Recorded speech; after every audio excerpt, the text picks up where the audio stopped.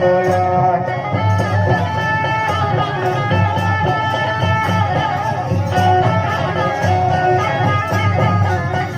डारे डारे रे नाना बोला याते सपना सपना बाबा बदल जाएगा बोला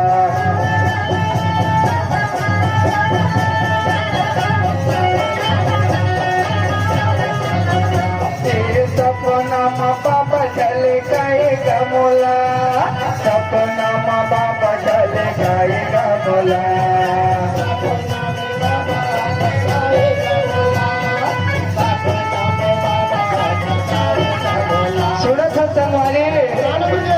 जे प्रकार से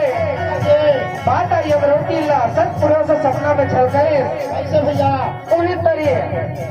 तरह बहु में पंजा छाप ले जीती ऐसा ऐसे के सपना ले रहे सब वाले। हाँ भैया सही बात है और हमारे माननीय महोदय पर भैया हाँ जी और श्रीमती ममता चंद्राकर दीदी है हाँ भैया। हमारे क्षेत्र में जीती हाँ भैया ओकरे सिद्धि के छल संगवारी आके खत गुरु जी डारे डारे रे नाना मौला याद सपना सपना बाबा बदल जाएगा बोला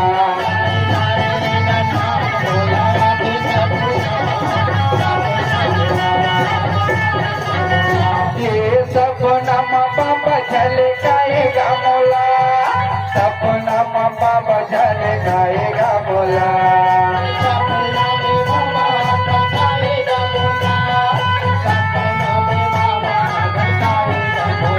डाले डाले रे नाना बोला याद सपना सपना बाबा बदल जाएगा बोला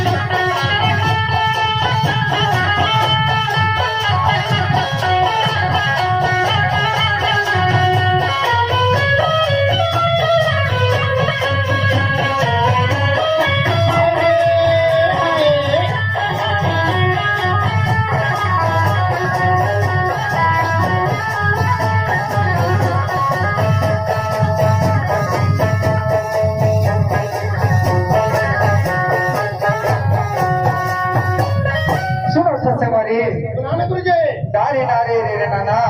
अमोला के सपना सही बात है वही से हमारे पंजा छाप ल जितवाए भैया और धन हमारे भाव हाँ भैया और धन हमार लोहारा बोला हाँ भैया जिन सदा हमार रही भैया रही से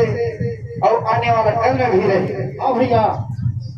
तो उस समय के सपना कैसे चल रही था हमारी ऐसे चलो चल गुरु जी सपना माया है दाई सुनता है बतिया सुनता है बतिया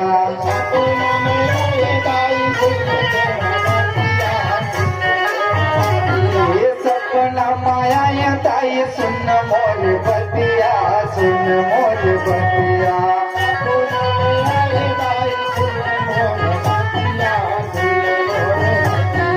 संत लोग से संत लोग के आह्वान हुआ था संत के हथावा भैया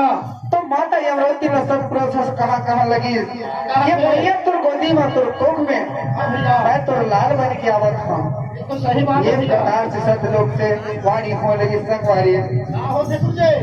तो ये प्रकार से सतवाणी करके बाबा जी हजर मैया ने कहा थी क्या कहा थे ये सुन ले तह मोर बतिया सुन मोर बतिया